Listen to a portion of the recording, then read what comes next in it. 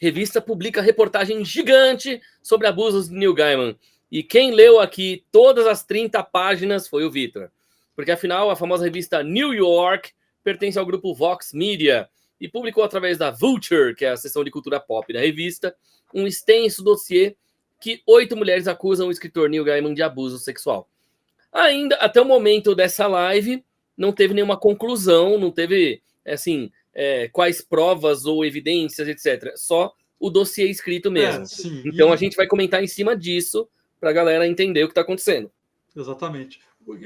Só situando aqui, ano passado já veio isso à tona através de um podcast. A gente falou sobre isso. Só que aquele podcast foi... Sabe, não foi muito bem feito, essa é a verdade, sabe? Tipo, não foi muito bem apurado, as informações não conseguiram boas entrevistas, não foram feitas por jornalistas, por bons jornalistas, né? Agora não, agora foi feito por uma equipe, uma jornalista foda, por um veículo de confiança, né? Aquele podcast, até muita gente não levou muito a sério aquilo lá, porque tinha até dentro ali dos envolvidos com a produção do podcast pessoas que tinham um histórico de quererem, de serem contra o Neil Gaiman, sabe? De espectro político diferente. Então tinha essa coisa. Agora não, sabe? Agora realmente é uma revista séria que fez Pô, nem o Yata falou, 30 páginas. É muito grande o negócio, sabe? Eu ficava lendo, o negócio não acabava. Eu falei, peraí, por curiosidade, vou botar aqui no Word para ver. Deu 30 páginas ali. E eu vi o número de caracteres da 30 laudas, que é o nome editorial que dá quase 30 páginas mesmo, sabe? É uma coisa muito grande.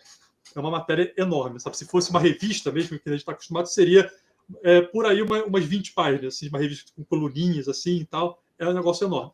E nessa matéria aí, ela conseguiu, a repórter conseguiu entrevistar ali 8 mulheres, 8 vítimas, ou supostas vítimas do Neil Gaiman, mas uma delas que é meio que ali a personagem principal, né? Que é através dela ali que acontecem as piores coisas ali que foram narradas nessa reportagem. A fagulha inicial para tudo isso acontecer foi com ela. Aí o resto do incêndio foi as outras 7. Exatamente. Foi porque aquela coisa, tipo, quando a gente vê uma mulher falando uma coisa dessa, sabe? Aí pode ficar aquela coisa, sabe? Tipo, a palavra de um, palavra de outra. Aí são 2, aí são 3, aí são 4, aí são 8. E nessa reportagem aí também, a ex-esposa do Neil Gaiman falou com um amigo dela, e esse amigo dela foi entrevistado nessa reportagem, que ela falou para esse amigo que 14 mulheres já tinham falado diretamente com ela sobre esse comportamento abusivo do Neil Gaiman, sabe? Então, é um negócio muito grande, sabe? Então, que nem o Yata falou aí, é uma parada que o que a gente tem ainda é essa reportagem, porque não está tendo nenhuma investigação policial aí, sabe? Tipo, chegou a ter no passado, algumas dessas mulheres chegaram a registrar como é que fala? Um BO, né? Mas só que não foi para frente por falta de provas, né? Porque algumas delas, o que tinham, as provas que elas tinham era só uma mensagem de texto, ou a própria, né, o relato delas e tal. Mas geralmente, quando vai ganhando corpo e outras mulheres vão ganhando coragem e vindo falar, e aí a polícia vai ter o que mais averiguar, sabe? Tipo, não, vamos entrevistar essas pessoas aqui, vamos entrevistar agora essas aqui, e vai atrás de amigo, vai atrás. Então, quando eles têm mais coisa para trabalhar, geralmente eles conseguem encontrar indícios. Então, ainda não se falou se isso realmente vai virar uma investigação policial. Eu acho que tem tudo para virar, sabe? Mas é só achismo meu, não tem como saber. Mas agora vamos falar da reportagem em si, sabe? Porque o que ano passado veio à tona, e o que deu muito a entender, porque era muito estranho, era muito parcial as coisas que aquele podcast trouxe. O que dava a entender naquele podcast era o seguinte: o Neil Gaiman é um cara estranho mesmo, é um cara tarado, é um cara que gosta de de atrair ali as fãs dele para poder se aproveitar delas ali e tal, mas até ali, tipo, nenhum crime, assim, né? Mas o que acontece... E também as coisas dele, os comportamentos dele, tipo, de sadomasoquismo também, que veio à tona isso já nesse podcast do ano passado, que já deixou também uma galera desconfortável, assim, porque o Neil Gaiman sempre teve foi aquele cara, o bom moço, teve aquela aura o sábio, e também o cara sempre tá do lado certo, sempre falando das coisas certas, sempre tá do lado certo sobre alguma discussão vem à tona, alguma coisa, ele tá do lado certo, tal. Então ele é um cara muito amado, assim, né, pela esquerda, pelo lado mais progressista, assim. Ele é considerado ali o artista mais amado, assim, tipo, os progressistas. Então, já saber que ele tinha esse comportamento, mesmo não imputando nenhum crime a ele, já deixou uma galera meio bolada, sabe? Falando, porra, mas o Neil Gaiman gosta dessas coisas, de ficar pegando novinha, de ficar dando tapa na bunda dela, sabe? É um negócio que não era condizente com a figura pública que ele levava para todo mundo. E ele era casado, né? Não, sim, ele era casado, mas ele tinha... Eu já vou chegar, ele tinha um relacionamento aberto. Então também nem foram muito para esse lado também, dele ter traído a esposa tal, a princípio. Mas aí agora, essa reportagem, aí já contextualizou tudo, sabe? Já contextualizou tudo. Que ele realmente ele tem um... Ele é um... agora eu vou falar que tal, para facilitar, tipo... Como se mas tudo que eu falar, bota um suposto antes aí. Mas só para facilitar a minha vida aqui, se não ficar falando suposto. A partir de agora, tudo que tu vai falar é uma suposição. É uma suposição, exatamente. É baseado nesse artigo de 30 páginas aí, que é aquela coisa. Tipo, eu não estava lá, você não estava lá, então a gente não tem como saber se é verdade, sabe? Então, sim.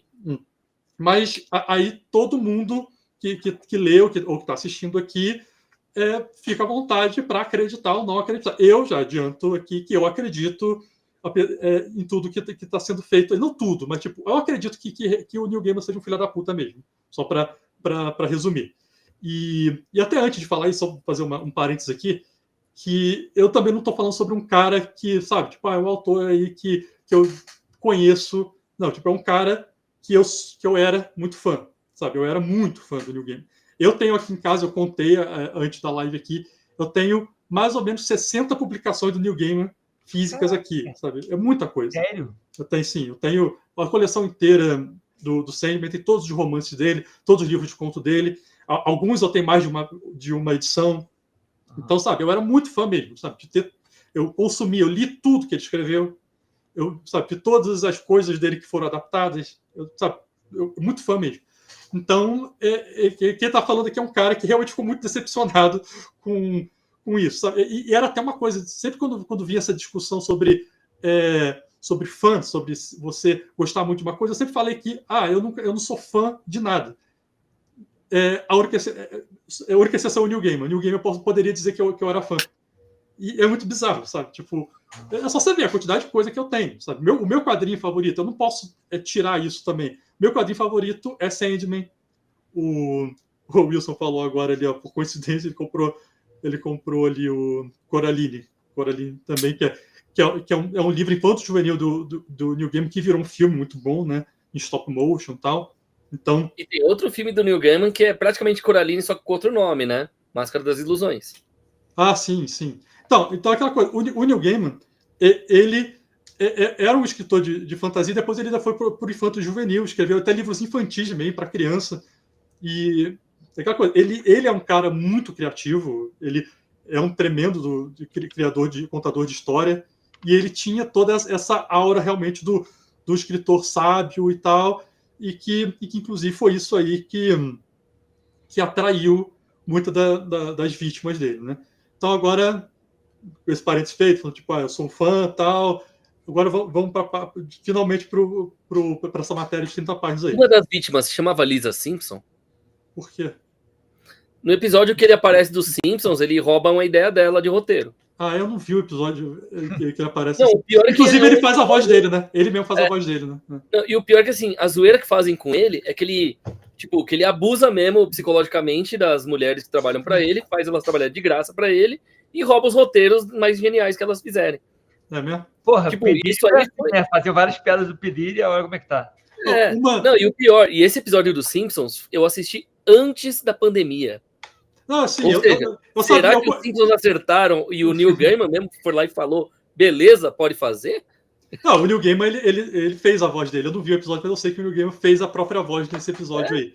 E aquela coisa, né? Simpsons, piada e tal, né? Mas aquela coisa, antes desse podcast no passado, era completamente limpo o nome do Neil Gaiman. Até uma das coisas que fala no relato aí, uma das vítimas dele procurou no Google, falou assim, nossa, ele é tão esquisito, ele faz coisas tão bizarras. Já deve ter tido pelo menos alguma coisa lá no fundo do Reddit, alguém falando sobre isso. E ela não encontrou nada. Ela falou que a única coisa que ela tinha encontrado negativa sobre o Neil Gaiman era uma vez que ele furou a pandemia. Que ele fez lá uma viagem lá que ele não poderia fazer. Não é nem que não poderia, é que aquela coisa. Ele, por estar do lado progressista ali, o que foi um lado que mais se preocupou com a pandemia, né, o lado que usou máscara, o lado que tomou vacina, o pessoal progressista ficou chateado dele ter furado a lockdown ali, soou hipócrita. Sabe? Essa tinha sido a única mácula, assim, no caráter do Neil Gaiman até então, sabe? E agora foi tipo um merdalho do cacete, sabe? Até literalmente, que nem vou chegar daqui a pouco lá. Sim. Só um cortezinho rápido aqui, já que falou até do Furando a Pandemia, duas coisas que eu precisava falar. Uma delas é que ainda tá no Spotify o Forró dos Arigatões, né, o Furadinha, que fala sobre o pessoal que furava a quarentena só para dar uma furada. Né? Tá. Isso aí, a música tá lá. Festa junina, por favor, utilizem. Eu preciso de dinheiro para pagar as contas. Né? E pera. Até travei aqui. Uma delas era essa parte, né?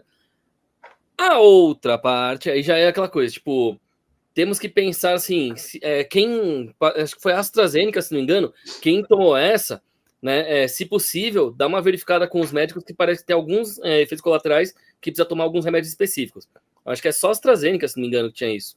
Aí tem que dar. Isso vamos deixar para o Átila falar depois. Isso aí então, mas assim, eu já só tô dando um recado pra galera. Quem tomou essa vacina aí, dá uma olhada, conversa com os médicos para ver se tem ou não algum efeito colateral. Se tiver, eles vão falar quais são os remédios. Se não me engano, era só uma vacina ou duas que teve isso aí.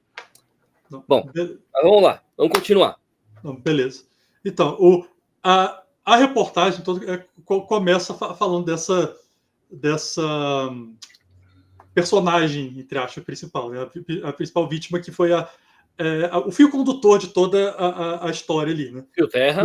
Que o nome dela é Scarlett Pavlovich. Esse episódio tá cheio de nome difícil. Pavlovich.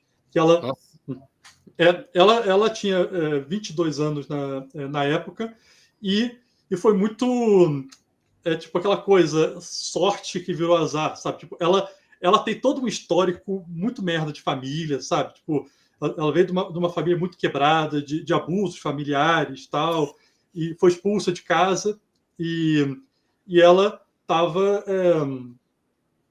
tentando a vida numa cidade lá, qual que é o nome da cidade? Auckland, é isso? Então, e ela encontrou a Amanda Palmer, né, que é a então esposa do Neil Gaiman, andando na rua. E ela decidiu abordar, né? E ela conhecia, né? Porque a Amanda Palmer ela é uma artista conhecida, tal, não é mega famosa, mas ela tem uma fama considerável, tal. Então ela reconheceu e resolveu abordar e ficou amiga dela, sabe? Ficaram amigas, tal. A Amanda Palmer convidava ela para coisas dela e aí ela tinha acabado de ter um filho com o Neil Gaiman, chamou essa menina aí para ser babá, né? Do filho deles. E até então, tipo, a relação dela ali era só com a Amanda Palmer, tal, e amizade. E ela, até que ela teve que tomar conta dessa criança na casa deles, e que estava o Neil Gaiman, né? E a Amanda Palmer não estava. Então, quando ela chegou lá, tiveram lá, tipo, fica aparecendo até aquela... eu vi há pouco tempo um filme de terror lá, o Herege, fica aparecendo muito aquilo, sabe? Tipo, começou aquela conversa do cara ali, culto, sentou ali, conversou com ela, uma conversa de boa, tal, não sei o que lá. Aí comeu um bolo. Exatamente, ofereceu ali coisas para ela, ele chegou a oferecer alguma coisa para ela comer mesmo e tal. E depois falou assim, eu tenho uma ligação de trabalho para fazer aqui, e você não gostaria de tomar um banho? E é porque eles têm lá uma banheira lá bonitona que fica ao ar livre e tal, um negócio mega lúdico, assim e tal. E porque aí falou assim, porque eu vou tomar um banho, não quero que você fique entediado e tal, porque pode demorar. Aí ela aceitou, tal, foi lá, mostrou o dinheiro, ela foi lá e tomou banho. E aí, enquanto ela estava na banheira, aí me chega Neil Gaiman, ela escuta os passos dele, já fica bolada, fala, pô, será que ele... Tá, tipo, ela tá na banheira, tal, não necessariamente vai ver nada, já se tampou assim, né? Mas vem Neil Gaiman já pelado e entra na banheira com ela. E, sabe, ali, lembrando, ela é a babá do filho dele, sabe? E entrou na banheira com ela e não vou descrever tudo ali, mas, tipo, isso aí foi tudo evoluindo para um abuso mesmo, sabe? Foi até vias de fato mesmo, sabe? Uhum. E aquela coisa, tipo, não acabou aí. Isso aí foi só o começo de tudo com ela, né? Ela continuou, né, como babá ali, tipo, ela não falou nada para ninguém.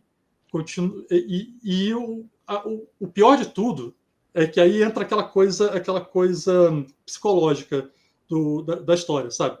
O Neil Gaiman é um cara articulado, um cara que sabe falar, tem aquela aura dele, mística dele, é um cara que tem uma voz muito potente, é um cara... Depois tem uma possível origem disso também. Mas ele seduziu ela e de um determinado modo ela foi seduzida mesmo, sabe? Então, ela foi... esse primeiro aí, sabe, foi muito bizarro. Ela acabou de conhecer ele, foi um abuso, mas depois ele conseguiu convencer ela de que aquilo era tudo uma coisa consensual, né? De que tudo... E ela foi acreditando e levando isso. Só que aí, as coisas que ele foi fazendo com ela foram intensificando muito, sabe? Foram tipo de coisas violentas, sabe? Tipo, coisas... eu não quero ficar descrevendo aqui, porque não sei lá, mas são coisas... 50 tons de cinza. Não, é pior. Porque, assim, quando teve lá atrás essa notícia dele ser adepto do BDSM e que tudo isso talvez tenha sido só contratos, tipo 50 tons de cinza, que era até o que eu acreditava no momento, tipo, ninguém é só um cara que gostava de BDSM, assinou lá o contrato lá com essas moças aí e depois elas não gostaram e se arrependeram, sabe? Era o que eu estava achando. Eu, como fã ali do cara, era o que eu estava achando. Mas não tinha nenhum contrato. Saúde. Valeu. Não tinha nenhum contrato, sabe? Porque uma coisa que acontece, e inclusive a matéria esclarece isso no BDSM, é que é uma relação muito contratual, sabe? Porque como envolve ali violência, simulação a palavra com E lá, que o YouTube não gosta que a gente fala, e precisa ter todo um contrato antes ali. Inclusive, mostra para o pessoal que assiste The Boys, tem um personagem do The Boys que ele é adepto, que é o que seria o Batman do The Boys lá. Lembra aquela cena? Então, que tem a palavra de segurança, lembra disso? Então, esse negócio existe, tem a palavra de segurança.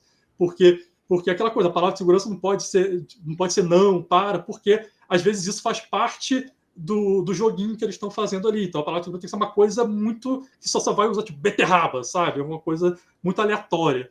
Então, quando o BDSM é feito da maneira certa, existe um contrato, existe uma palavra de segurança, e com o Neil Gaiman e essas vítimas aí nunca teve isso, sabe?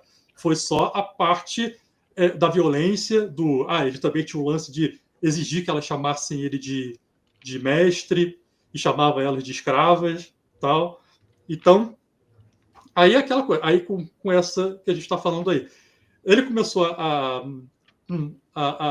ter relações com ela violentas, relações que causavam nela dor, e começou a ter coisas que envolviam também até coisas escatológicas também. E o pior de tudo é que ele começou a cometer os abusos nela com o filho dele presente. Isso é a coisa assim, que é o nível máximo de bizarrice. Tipo, o cara tá ali abusando da mulher. E aquela coisa, mesmo se fosse consensual, ele fazia isso na presença do filho dele, sabe? Tipo, aí uma das passagens ali, eles estão num hotel. O filho dele tá no iPad, jogando joguinho no iPad. O filho dele tem quantos anos? Criança, tipo, 5 anos, eu não sei. Eu achei que era bebê, tipo, bebê recém-nascido, assim. Mas é que aquela coisa, isso foram anos, sabe? Acho que ela começou a cuidar dele, ele ainda era um bebê assim, pai de colo, mas isso durou alguns anos, né? Entendi. E então tá ali, o moleque tava ali no iPad e ele na cama ali fez sexo com ela ali, sabe? E ela não querendo, sabe? Ela não querendo, muito também por conta, porque a criança tá ali, sabe? Então, já tinha antes ele feito isso, tipo, ela levou a criança para dormir e ele foi junto, deitou ali do lado dos dois. Peraí, tá me dando medo botar ele na tela toda. e ficou apalpando ela, tipo, a criança no meio, ele de um lado, ela do outro, e ele apalpando ela, sabe? Então, um negócio muito, muito absurdo, sabe? Um negócio que vai além de toda defesa moral que poderia ter com ele, se isso realmente viesse a se comprovar. Né? Eu não sei como é que funciona, mas essa criança, de certa forma, poderia até ser testemunha, sei lá, né?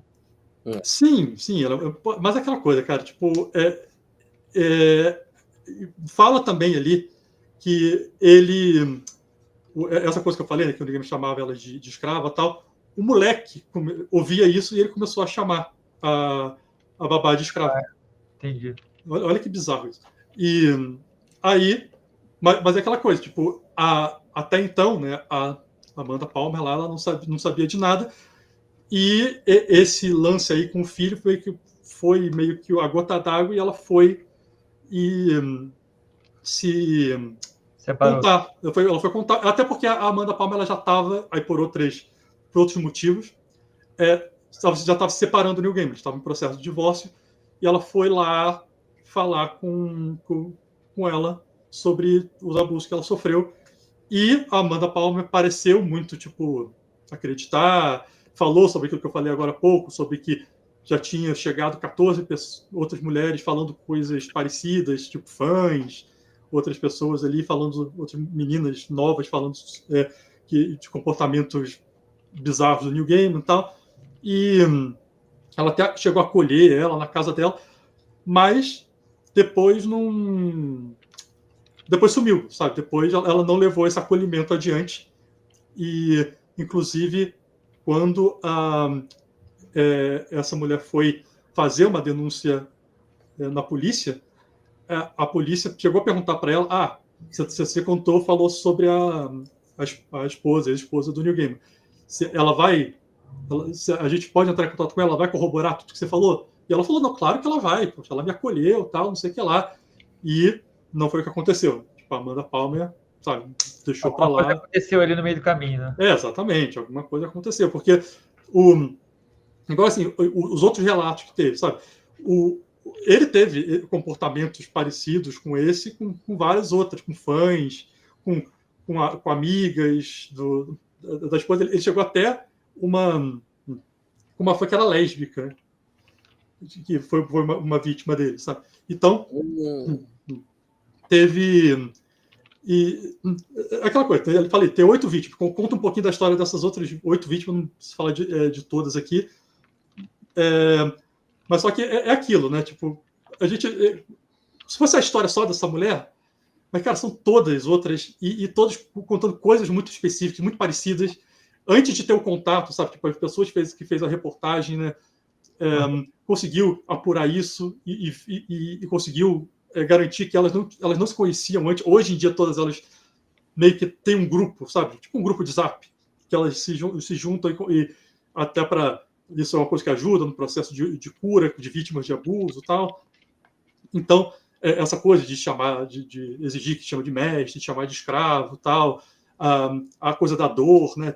Teve uma lá, uma outra, alegue que foi abusada por ele enquanto ela estava com uma infecção urinária. Então ela desmaiou de dor enquanto ele fazia o que estava fazendo com ela. Então, sabe, você vai lendo, você vai ficando escandalizado a cada parágrafo, sabe? Porque são coisas que vão muito além do... A gente viu, nos últimos anos, muitas denúncias de predadores sexuais que fazem coisas absurdas, que abusam de funcionários e tudo mais. E, bizarramente, o Neil Gaiman conseguiu botar todos no chinelo, sabe? Ele conseguiu ser o pior de todos. Socou todo mundo dentro do cross. Pelo Me Too, né? Sim, exatamente. Inclusive, o que eu falei agora há pouco, né? Que essa babá aí, ela tentou pesquisar no Google. Falou assim, ela chegou a botar Neil Gaiman, Me Too, não teve nada, sabe? Eu falei, ele era completamente limpo, sabe? Ele... ele era o exemplo do cara que as pessoas botam a mão no fogo, sabe? Tipo, eu lembro que eu vi, porque tem toda aquela coisa da J.K. Rowling, né? Da transfobia dela, do cancelamento dela e tal, e tem outros artistas, outros escritores também que foram cancelados por alguma coisa ou outra e tal, e eu vi muita gente progressista, muita gente de esquerda que botava o Neil Gaiman assim, não, tipo, não, o Neil Gaiman eu tô tranquilo, sabe? O Neil Gaiman é aquele cara... Eu vi uma mulher falando isso, uma vlogueira que eu sigo, ela falando que o único homem que ela botava a mão no fogo desses famosos era o Neil Gaiman. Então, realmente, ele tinha aquela figura, ele conseguiu vender para a galera aquela figura que era acima do bem e do mal, que ele era realmente... aquilo, um cara inócuo, um cara, sabe, sempre bonzinho, além de ser um baita artista, sabe? Então, por isso que vinha muito dessa admiração. Agora, sobre isso, sobre essa capacidade dele, sedutora dele, de falar e de conseguir fazer essas mulheres que ele está tendo essa relação abusiva acreditarem que não é abusivo e tal. Aí vem o background do Neil Gaiman, sabe? Aí vem uma coisa que pouca gente sabe sobre a infância, porque ele fala muito pouco sobre a infância dele. Mas ele tem um livro, foi até acho que um dos últimos romances que ele escreveu, que se chama Oceano no Fim do Caminho, que retrata uma criança que sofre abuso da família. E ele dedica a dedicatória ali do livro para a esposa dele, que ele fala, para Amanda, que queria saber. E é um livro ali meio semi-autobiográfico em que ele conta ali, usando artigos de fantasia e tal, coisas que ele sofreu na infância. Aí, em entrevistas, ele fala que não, que ele realmente teve uma infância sofrida e tal, mas que o que acontece literalmente no livro não foi o que aconteceu literalmente na vida real. Porque assim, no livro tem uma passagem que o pai pega a criança e afoga numa banheira. Não para matar, mas tipo, afoga ali para deixar sem ar, tá com uma punição, né? E uma pessoa que conheceu a família do Neil Gaiman tal disse que isso foi uma coisa que aconteceu de verdade com o menino Neil Gaiman. E aquela coisa, a família do Neil Gaiman, o pai e a mãe dele, eles eram figurões da cientologia. Caraca, não sabia disso. Pois é, porque a gente sabia disso. E não era assim, tipo, adeptos da cientologia, eles eram líderes, sabe? O pai dele chegou num ponto que ele só era abaixo do Rupert, né, que é o criador, né, da cientologia. E a cientologia não é uma coisa tão antiga assim, então... É ali, tipo, anos 60. Uhum. Então, nessa época aí, tipo, a cientologia foi até uma parada que ela surgiu e viram logo muito rápido como que aquilo era uma seita muito bizarra, que inclusive o Rupert ele teve que fugir, ele e vários galera da seita dele para alto mar. Eles chegaram a ficar um tempo no navio em alto mar, em águas internacionais, para não serem pegos. E, inclusive, tem várias alegações de maltratos de criança foram feitas nesse navio aí. Eles puniam as crianças e as crianças tinham que ficar lá limpando o casco do navio quando sei lá, se comportavam mal, sei lá, porque eram punidas. Tal. E a cientologia acredita, uma das coisas que eles acreditam é que criança é como se fosse um mini adulto. Eles já são responsáveis, podem ser responsabilizados pelos atos deles. Então eles puniam crianças que nem adultos. E então, aquela coisa, não tem muitos detalhes sobre o que o Neil Gaiman sofreu. A gente só sabe, os pais deles, eles eram figurantes da Scientologia. A Scientologia tem histórico de punir crianças, e o Neil Gaiman escreveu um livro em que o personagem principal, uma criança, sofre abuso da família, abuso físico e tal, e um amigo, uma pessoa que conheceu a família, falou que isso aconteceu.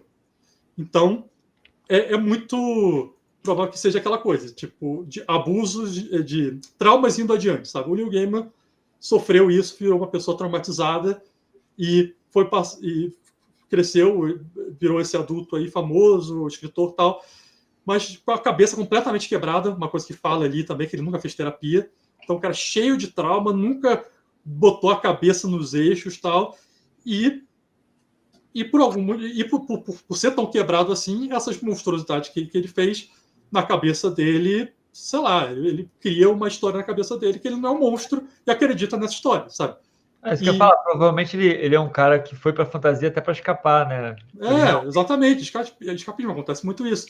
E a eloquência dele, né, também pode ter vindo daí, porque a adolescência dele só foi meio que largar a Scientologia mesmo quando ele começou a ficar famoso como escritor mesmo, sabe? Ele chegou, a primeira esposa dele era cientologista, sabe? Ele casou na igreja. Aquela vibe de, tipo, ela é escolhida para ser a esposa dele.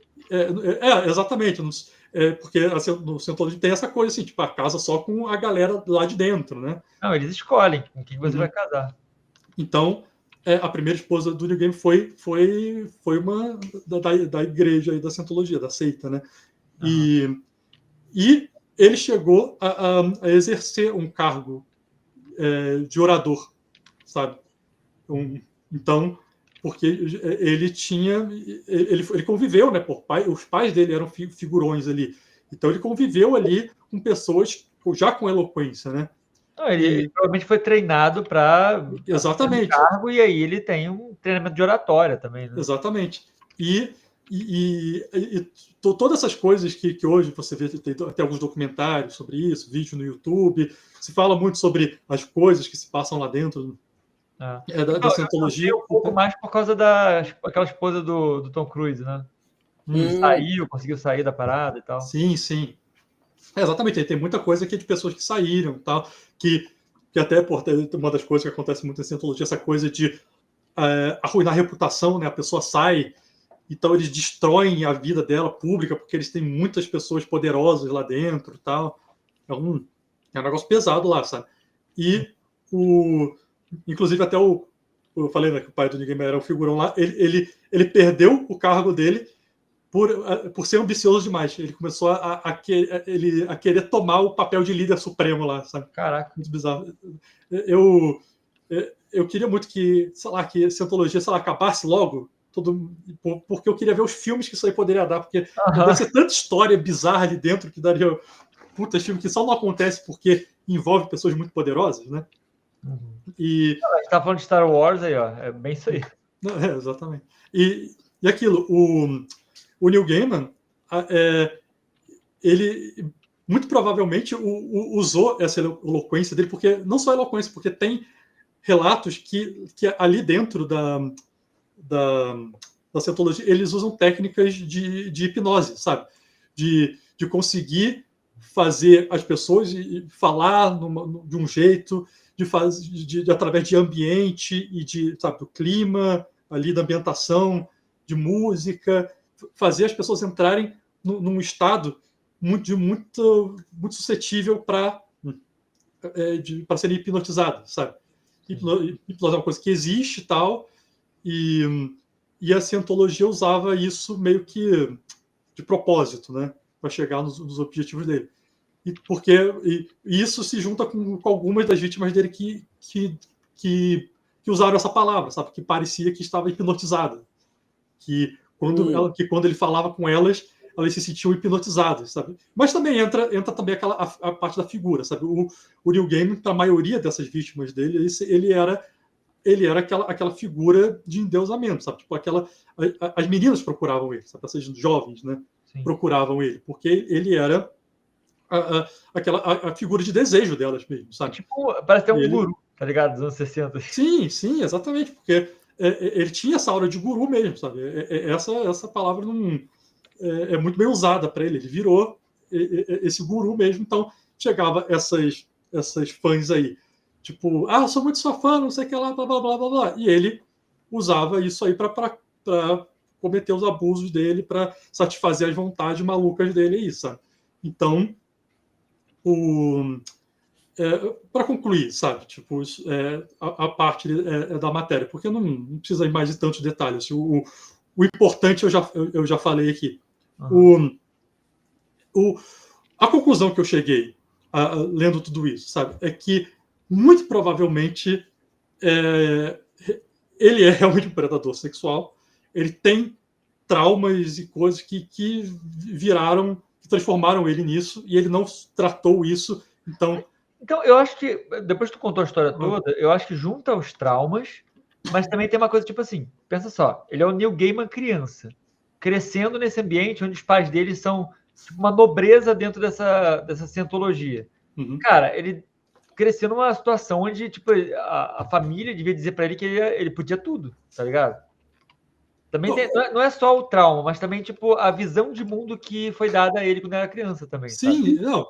Pode ter várias interpretações, pode ser também até o contrário. Tipo, a família dele ser muito regrada, e no momento que ele se viu livre, mas todo traumatizado, ele se viu podendo. É aquela coisa, na psicologia tem isso, sabe? A questão da repetição, de você repetir aquilo que fizeram com você, às vezes até sem perceber, sabe? Se você teve um pai rígido pra cacete, que te punia, não sei o que lá, muitas pessoas acabam virando, sei lá, um parceiro que também é rígido com a esposa, sabe? Sim. Então, mas isso eu acho que tem a ver ainda com a parte do trauma, mas eu ainda acho que tem esse outro lado também, sabe? Tipo, a visão de mundo dele não foi de uma criança, de uma família normal, tá ligado? Não, com certeza, a cientologia é uma coisa muito além da normalidade, sabe? Então, Aquilo aí lá é agora, um mundo à parte. tipo, imagina isso, tipo, eles escolhem quem vai ser a esposa do cara. Agora, imagina como esse lugar vê a posição da mulher, sabe? Tem todas essas questões, eu acho. Uhum. Não, sim, Cresce, ele é uma criança que cresce nesse ambiente. Ele não, tipo, ele não era criança de uma família normal e de repente, sei lá, tipo, passou por essa seita. Não, ele cresceu ali. ele foi criado ali, exatamente. Todas as referências dele ali foram construídas ali, né? Não, É a visão de tudo, sabe? Não, sim, isso é uma coisa que não tem como tirar. E muito provavelmente isso teve um impacto muito grande no que ele veio a se tornar, sabe? Não tem como. É só você ver, sabe? Tipo, mostra naquela série lá na Netflix, Mindhunters, né? Que como que todos aqueles psicopatas malucos lá, se você for cavucar a vida dos caras, todos eles sofreram algum abuso bizarro na infância. Então, é isso. Por trás ali, sabe, de um monstro, antes dele virar um monstro, ele foi uma vítima de algum outro monstro, né? E, inclusive, né, fazendo um outro parênteses aqui, semana passada, na minha recomendação, eu falei daquele filme Sorria, e o Sorria é basicamente sobre isso, sobre traumas que vão levando, que são como se fosse uma coisa contagiosa, sabe? Tipo, a pessoa é traumatizada e ela passa esse trauma adiante, às vezes sem ela querer, sabe? Porque simplesmente ela foi esse trauma está tão enraizado nela que mudou ela de uma maneira que ela não controla mais, sabe? Aquela coisa que eu falei, de um cara que teve um pai que, sei lá, que punia e que era muita autoridade e tal, e depois ele não consegue não ser uma coisa parecida com isso, se ele não tratou isso, ele não fez uma terapia, se ele não conseguiu se livrar disso de alguma outra maneira, sabe? Então, para mim, ficou muito, lendo todo esse relato, sabendo da cientologia e de tudo que ele fez, de tudo que ele pode ter sofrido, para mim é muito difícil não ter uma ligação, sabe? Muito difícil não ter uma ligação. E aquela coisa, isso não é defesa, sabe? Tipo, se por acaso isso virar um processo e tal, isso não é uma defesa, pode ser no máximo um atenuante, sabe? Tipo, uma defesa não vai ser. Se por acaso isso vier à tona e for um julgamento e ele viesse a pagar por isso que ele fez, isso aí não vai eximir. Não vai ser que nem a Auto da Compadecida, o primeiro, que a Maria lá do julgamento do João Grilo, ela dá o perdão pro cangaceiro porque ele tinha sido ele tinha presenciado a família toda dele sendo assassinada, então ele era traumatizado. Então, lembra disso? Eu não lembro direito, mas é o Marco Nanini? Marco Nanini, entendeu? Ele tá lá, ele morre também, ele tá lá sendo julgado, e a Fernanda Montenegro, que faz Maria, conseguiu fazer ele ir para o céu com essa defesa, de que ele era daquela maneira não por culpa dele, mas porque ele tinha sido traumatizado quando criança, então isso fez ele virar um adulto violento. Mas aquela coisa, isso na justiça não serve como uma defesa. É justiça divina só. É, justiça divina só. Isso aí seria, no máximo, quer dizer, eu vou falar aqui eu não sei qual é o entendo da lei lá, mas eu acho que do máximo seria um atenuante, eu não sei, mas tipo, de defesa isso. Peraí, lei lá, então você não é ateu? Então. Eita! Então é isso, tudo que eu tinha para falar sobre o New Game. Vocês têm alguma consideração? Eu acho que o Yata queria falar sobre uma coisa importante, que é uma discussão que a gente pode ter antes de acabar, que é sobre a separação de obra e autor. Verdade. Porque muitas vezes a gente nem sabe o que o autor faz na vida pessoal, mas as obras são incríveis, são bem escritas. Pô, é só a gente ver aí o The Good Omens, né? Tipo, as Belas Maldições, como ficou em português, né? Sim. Belas Maldições? É sério? Belas Maldições em português? Sim, virou sim. Belas Maldições aqui. E, tipo, a série é incrível. Tudo bem que a segunda temporada ficou meio arrastada, a primeira é mais realmente agitada e tal, mas mesmo assim, né? Tipo, é bem escrito o negócio, os atores são incríveis. Eu adorava, assim, tipo, o começo da American Gods, né? É muito bom, né? Mas aí depois também desgringolou um pouquinho. E teve o Neil Gaiman participando, assim, mas desgringolou bastante. Sim. Ficava muito arrastado também. Não, mas é aquilo, só, tipo, não tem como. O que vocês acham sobre isso? Tipo, sobre essa separação? Fala você primeiro, eu já falei muito. Depois livros, quadrinhos, filmes, né? Assim como aconteceu com vários outros autores e tudo mais, geralmente se a gente separar a obra do artista, né? A pessoa é uma coisa, a obra é outra.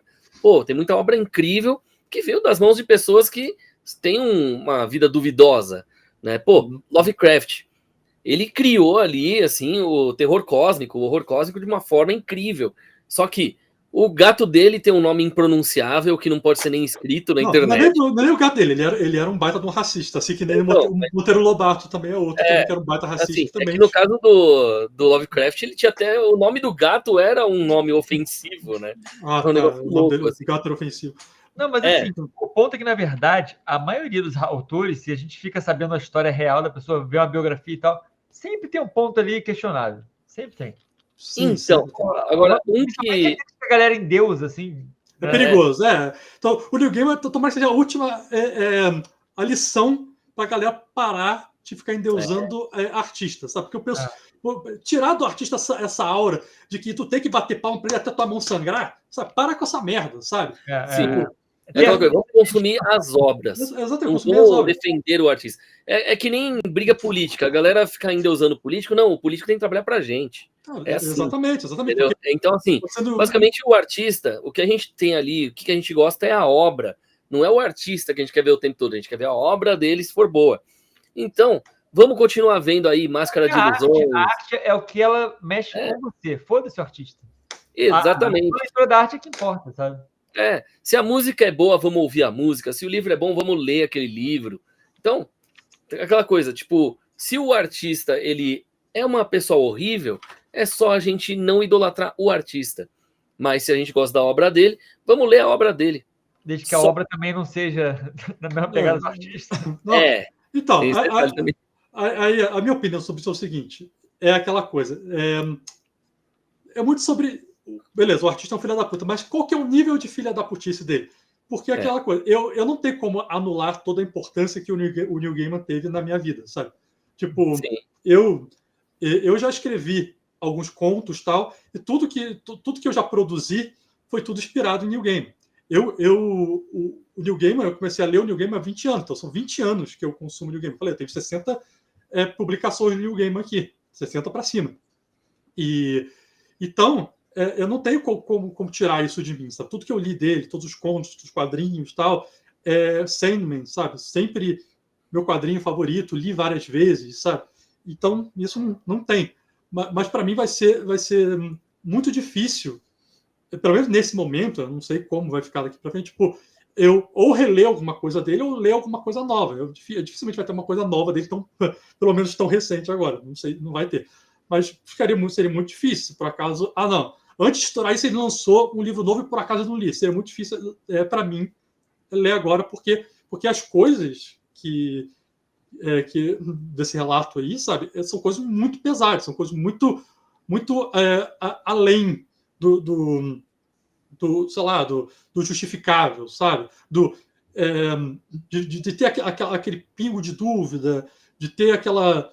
Existem alguns autores, alguns artistas que tiveram algumas alegações um pouco mais brandas, sabe? Algum que você pode até passar um pano exatamente para você poder ficar de bem com você mesmo, de consumir aquilo, mas o do Neil Gaiman ele passa de todos os limites, sabe? Ele passa de todos os limites, sabendo que são várias testemunhas, várias mulheres, a esposa dele ali meio que confirmou então, esse passado dele.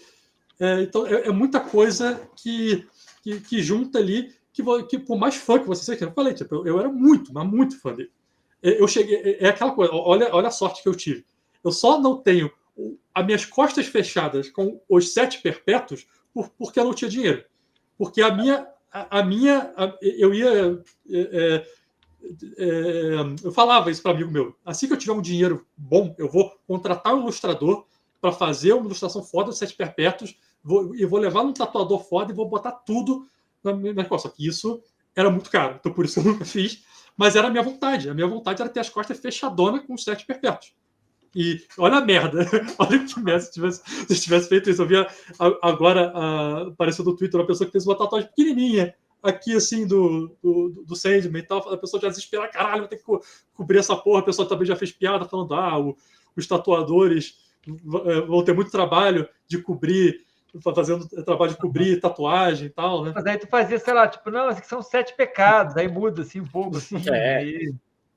aquela coisa, tipo, se você, pegando a obra dele de quadrinho, você pelo menos pode ir pro lado assim, não era só o Neil Gaiman, tinha os desenhistas também. Você pode ir para esse lado também para poder ficar um pouco melhor com você mesmo, sabe? Coraline, por exemplo, você pode falar, Tim Burton.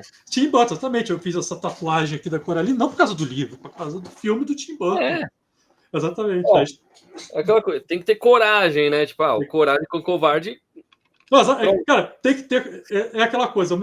Há pouco tempo atrás, antes de estourar esse negócio de Neil Gaiman, eu até estava falando com a Gabriela sobre isso. Falei, cara, se um dia eu ficar com vontade de tatuar alguma coisa, que seja alguma propriedade intelectual, me pare. Eu não vou fazer isso, sabe? Porque, cara, a gente não sabe. Aí, ao mesmo tempo, fazer 7 perpétuos, foda-se. Não, eu tô falando, isso eu falei há pouco tempo, sabe? Tipo, eu já mudei de opinião sobre fechar as portas perpétuas antes de ter rolado esse negócio do Neil Gaiman. Porque, assim, eu falei, eu sou 20 anos fã do Neil Gaiman, sabe? Tipo, então eu adolescente lá, querendo ser cool e tal, eu já tava falando, não, pô, meu primeiro emprego, meu salário, vou fazer, sabe? Mas, felizmente, não rolou. Não, mas é aquilo, tipo, como que eu era muito fã dele, como que um fã dele, que nem eu, tá difícil lidar com isso, sabe? Tá sendo difícil. Eu consegui entender o que alguns fãs da J.K. Rowling passaram alguns anos atrás, sabe? Principalmente fãs dela que são LGBTQIA+, né? Que, tipo, você vê a sua ídola de infância ali, tipo, pensando sendo uma mulher trans, sabe? Agora ela ativamente financia coisas que vão contra a sua existência, sabe? Deve ser uma coisa muito pesada para alguém que cresceu lendo Harry Potter e ver a pessoa que criou aquele universo, que cresceu junto com você, agora ela está ativamente fazendo coisas horríveis, sabe? Então, e como eu nunca fui fã de Harry Potter, nunca fui fã nunca dei a mínima para J.K. Rowling, eu não conseguia sentir. E o mais engraçado é que eu falava isso para a Gabriela. A Gabriela ela é fã de J.K. Rowling. E eu falava, cara, eu só vou conseguir saber o que você está sentindo se um dia acontecer alguma coisa parecida com o Neil Gaiman. E foi exatamente o que aconteceu. Caraca. Eu falei. Tipo, ou seja, Boca Santa. Eu falei porque ele era o único ídolo que eu tinha. Era o único. Porque, assim, eu podia falar assim, George Lucas, podia falar, sabe, vários... Eram artistas que eu admirava, era diferente, sabe? O Neil Gaiman era um cara que eu tinha tudo que ele lançava, eu comprei, tudo que ele lançava eu lia, tudo que ele lançava eu consumia, vídeo dele no YouTube, palestra dele, sabe? Eu assistia a palestra que eu tinha no YouTube, então, sabe? Eu era muito fã mesmo. Então, ele realmente era a única pessoa que eu poderia dizer, não, esse cara eu não tenho como falar que eu não sou fã dele, eu sou fã desse cara sim. Era a única. Acho que meus 3 maiores ídolos já estão mortos, então por enquanto tá tudo bem. É melhor, tem ídolos que já morreram. Quais são os seus? O Fred Mercury, o Leslie Nielsen e o Akira Toriyama. Isso aí, ó. Leslie Nielsen também faz parte do meu top. Não, você falou aqui na Toriyama, até é um bom ter ídolo mangaka, porque muito mangaka é recluso. Tipo, o Akira Toriyama a gente sabia, que o nome dele é Akira Toriyama e a cara dele é essa aqui. Mas ninguém sabia muita coisa sobre a vida dele. E tem outros mangakas de obras famosas, tipo, se não me engano, do Fullmetal Alchemist. Tem alguns mangakas de obras famosas que ninguém que usa pseudônimo, ninguém sabe quem é. Ninguém sabe quem é, que ele pode andar na rua, que o cara é bilionário, que a obra dele é enorme e tal, mas que ele pode andar na rua e que ninguém sabe quem ele é. Então, agora há pouco estava falando dos livros que estava lendo, eu falei da Helena Ferrante, que é uma autora italiana, mas na verdade ela é um pseudônimo. Ela é uma autora muito famosa. Ela ficou em primeiro lugar o New York Times fez uma lista dos maiores livros do século XXI, tá? Uma coisa, ela ficou em primeiro lugar. Só que ninguém sabe quem ela é. Ela é um pseudônimo. Ela pode ser um outro New Gamer. Ela pode ser um homem abusador na Itália lá. Ela pode ser o New Gamer. A gente não sabe, porque ninguém sabe quem ela é. Ela é um pseudônimo. Então até fica aí um apelo para novos artistas aí. Seja um pseudônimo. A gente não precisa saber quem é você, a gente não precisa saber o que você come, a gente não precisa saber o que você bebe, a gente não precisa saber o que você assiste. A gente quer saber se a tua obra é boa. Então, dá pra gente a sua obra e fica com a tua vida pessoal para você. Até porque se você fizer alguma merda, a gente não vai saber e a gente vai continuar gostando da sua obra, sabe? Então, fica esse apelo aí pros artistas.